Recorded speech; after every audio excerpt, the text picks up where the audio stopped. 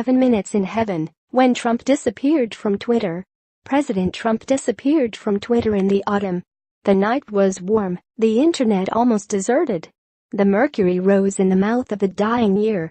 All the instruments we have agreed that the eve of his was vanishing pleasant and mild. He was gone for 11 minutes, a little before 7 p.m. on a Thursday. The first minute, people could scarcely believe that it had happened. Suddenly, the news seemed realer. Everyone ran to the newspapers and marveled at all the actual facts that they contained.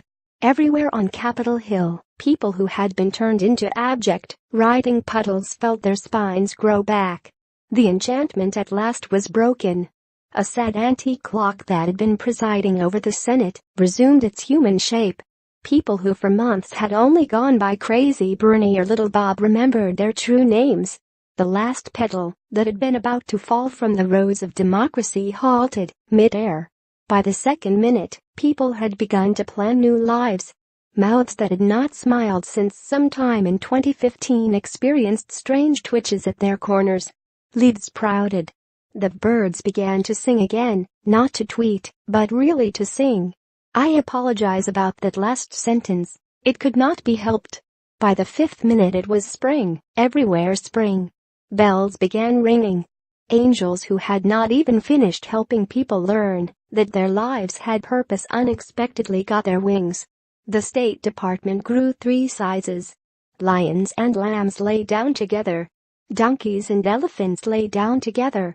Bernie Sanders and Hillary Clinton embraced. Lindsey Graham was released from the bunker beneath the 8th hole of some golf course, where he has been dwelling for the past several months, and allowed to see the sunshine again. It was like Christmas, but not the kind that is waging a slow and brutal war on Thanksgiving. The kind where you get, for a second, everything you ever wanted. By the 8th minute, some people had started to return to a semblance of normal life. Several people who had been doing nothing for the past 11 months but stare into the internet in a state of perpetual panic finally blinked and crawled towards their beds. The guy whose job it is to let the Defense Department know if there is a sudden change in policy because of something the president has felt the need to express in 140 characters in the middle of the night was able to go home and see a family who had almost forgotten he existed.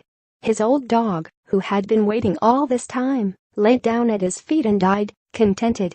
Donald Trump Jr. flew away in a TIE fighter in case there was going to be a sequel. For once, it seemed that nothing could go wrong. Well, not nothing. Everything else in life was still just as bad as ever, but at least people knew that the President of the United States would not say something surprising and irresponsible, or, worse, half of something that could maybe throw the entire world into conflict, but then again might not, and then wait 10 minutes before tweeting the second half of that thing.